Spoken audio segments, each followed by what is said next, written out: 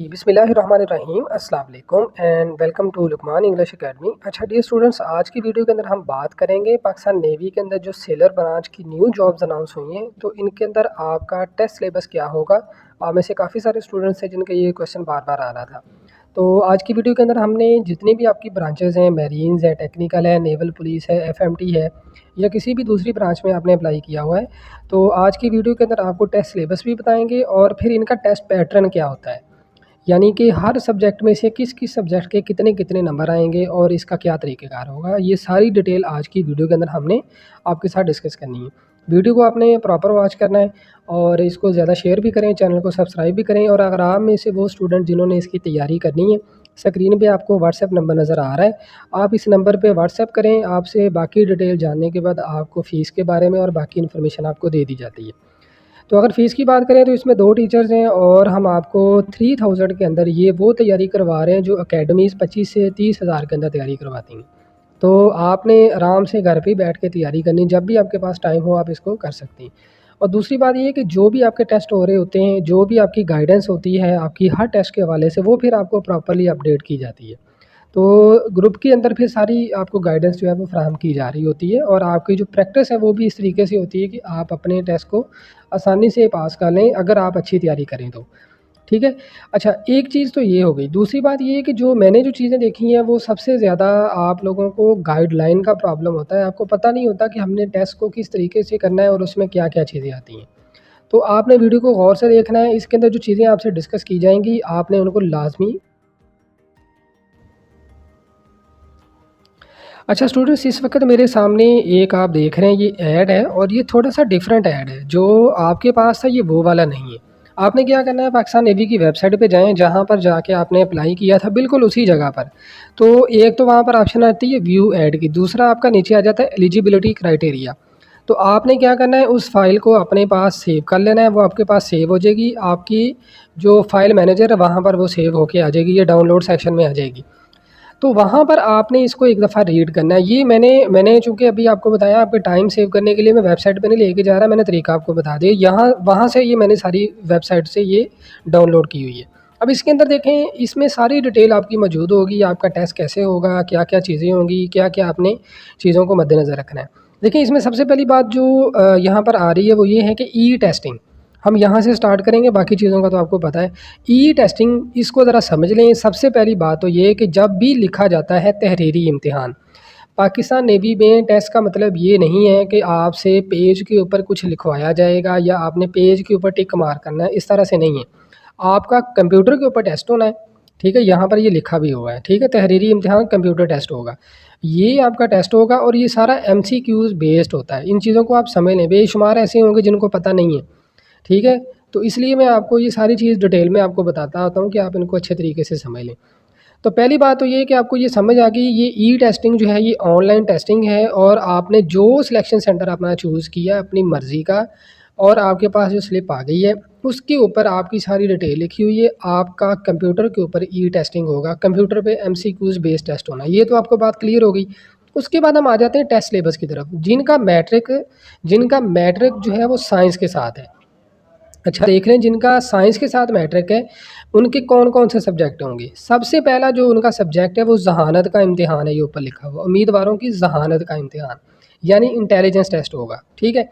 उसके बाद ये जिनका साइंस के साथ है उनका क्या होगा जी, उनकी इंग्लिश होगी, रियाज़ी होगी, बायोलॉजी होगी, फिज़िक्स, केमिस्ट्री, मालूमात आमा यानी जनरल नॉलेज जिसको हम कहते हैं, और ज़हानत।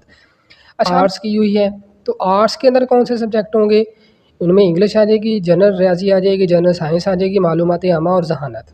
ठीक है, ये अभी आप सिलेबस समझे, बाकी चीज़ें मैं बाद में बताऊँगा।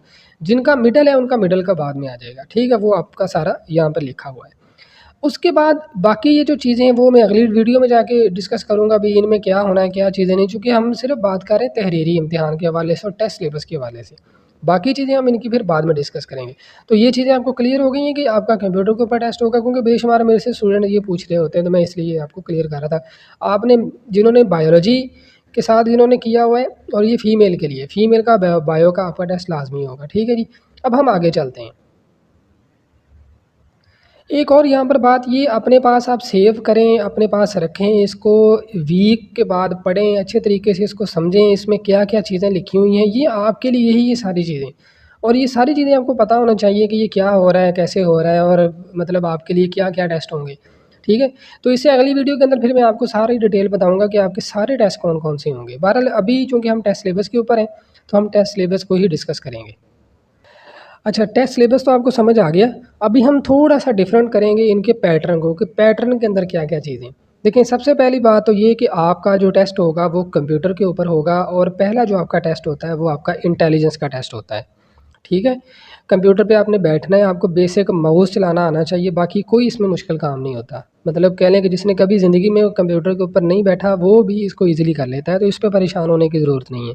पहला टेस्ट आपका इंटेलिजेंस का होगा, इसमें वर्बल और नॉन वर्बल यानी डायग्राम वाले और सीरीज़ वाले क्वेश्चन होंगे।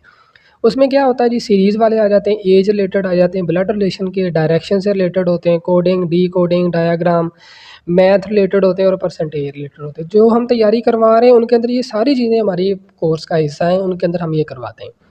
अब अगला सवाल आपका ये होगा कि इसमें से कितने क्वेश्चन होते हैं और कितना टाइम होता है? अब देखें, इसको ज़रा गौर से समझिएगा, क्योंकि इस दफ़ा कुछ थोड़ी-सी तब्दीली हुई। जैसे मैंने पहले आपको बताया कि बायोलॉजी का फीमेल का पहले नहीं होता था, इस बार बायोलॉजी भी शामिल है, ठीक है? क्योंकि हम पिछले 5-10 सालों से तैयारी करवा रहे हैं, पहले नहीं होता था। इस दफ़ा जो इनका शेड्यूल है उसके अंदर लाज़मी है, ठीक है? तो अब देखें, इसमें पहले क्या होता रहा है, 3 साल पहले ये हुआ था कि 75 एमसीक्यूज़ थे इनके और 25 मिनट टाइम होता था, ठीक है? यानी 1 मिनट में आपने 3 क्वेश्चन सॉल्व करने हैं, ठीक है? पिछले साल क्या हुआ, पिछले साल यही जो एमसीक्यूज़ थे ये 40 एमसीक्यूज़ हो गए और टाइम था तकरीबन 18 मिनट, ठीक है? या 17 मिनट। एक दफ़ा ऐसे हुआ था कि ये 60 एमसीक्यूज़ थे और 20 मिनट टाइम था। तो आपने ये ज़हन में रखना है, कम से कम ये 40 होंगे, इससे कम नहीं होंगे। टाइम आपका 17 से 18 मिनट होगा, 75 भी हो सकते हैं और 100 भी हो सकते हैं, ठीक है? क्योंकि अभी कोई पेपर दे के नहीं आया, किसी ने नहीं बताया, तो चीज़ें चेंज हो जाती हैं, तो बाद में आप ये ना कहिए कि सर आपने तो इस तरह से बताया था।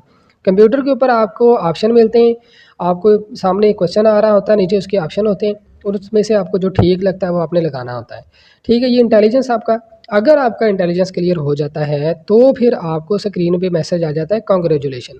आपका नया टेस्ट स्टार्ट हो जाता है, जो नया टेस्ट होता है वो आपका एकेडमिक टेस्ट होता है, ठीक है?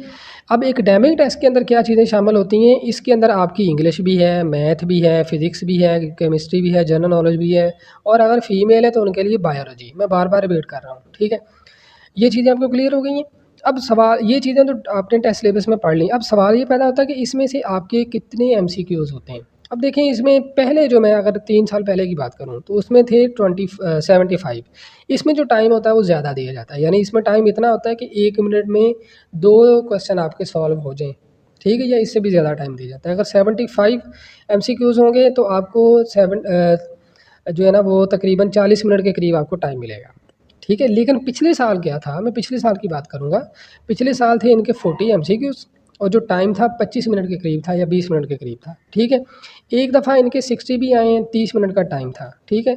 तो वो बार-बार चीज़ें चेंज होती हैं, क्लियर है। तो आपने अपने आप को तैयार रखना है, कम आ जाएँ, ज़्यादा आ जाएँ, इससे आपका कोई नहीं है, आपको पेपर आना चाहिए, क्लियर है। अच्छा, उसके बाद आ जाता है सवाल कि इंग्लिश के कितने आएँगे। अब इसमें देखें, ये हर किसी का डिफरेंट होता है, ये मैं बार-बार आपको बता रहा हूँ। हर किसी का डिफरेंट होगा। आप भी जब पेपर दे के आएँगे तो आपको इस चीज़ की समझ आ जाएगी कि ये हर किसी का डिफरेंट होगा, एक जैसा नहीं होगा, ठीक है। अब किसी के इंग्लिश के 10 आ जाएँगे, किसी के 8 आ जाएँगे, किसी के 15 आ जाएँगे, इस तरह हो जाता है। किसी के मैथ के ज़्यादा आ जाएँगे, किसी के कम आ जाएँगे। फीमेल ने याद रखना है, आपका मैथ का टेस्ट लाज़मी है। आपने मैथ पढ़ी हुई है 9th-10th में, आपका मैथ का टेस्ट होना है, आपने गलतफ़हमी में नहीं रहना। उसके बाद है जी फ़िज़िक्स, तो फ़िज़िक्स के भी 10-15 आ जाते हैं, कभी कम होते हैं, कभी ज़्यादा, लेकिन जीके बहुत ज़्यादा आता है। जनरल नॉलेज बहुत ज़्यादा आता है। इसमें क्या होता है, करंट अफेयर होता है, पाकिस्तान का प्राइम मिनिस्टर कौन है, नेवल चीफ़ चेंज हुआ हुआ है वो कौन है, आर्मी चीफ़ कौन है, इस तरह की चीज़ें, प्रेसिडेंट कौन है, तो ये चीज़ें इसमें आ जाती हैं, ठीक है। तो मेरे ख़्याल से जितनी मैंने चीज़ें आपको एक्सप्लेन की है, आपको सारी समझ आ गई है। अगर आपको और भी कोई क्वेश्चन है, वो मेरे से आप पूछ सकते हैं। वीडियो को शेयर करें और इतनी मेहनत से वीडियो बनाई है, इतना मैं बोल रहा हूँ, तो एक अच्छा सा कमेंट ज़रूर करें। अगर आपने तैयारी करनी है तो आपको नंबर मैंने बता दिया हुआ है, आप अपना टाइमली तैयारी स्टार्ट करें, क्योंकि पूरे पाकिस्तान से लोग इसमें अप्लाई कर रहे हैं। तो अगर कोई भी क्वेश्चन हो तो आप मुझे बता दीजिएगा, उसके ऊपर फिर वीडियो मैं बना दूँगा। तो दुआ में याद रखिएगा, मिलेंगे नेक्स्ट वीडियो में, तब तक के लिए अल्लाह हाफ़िज़, अस्सलाम वालेकुम।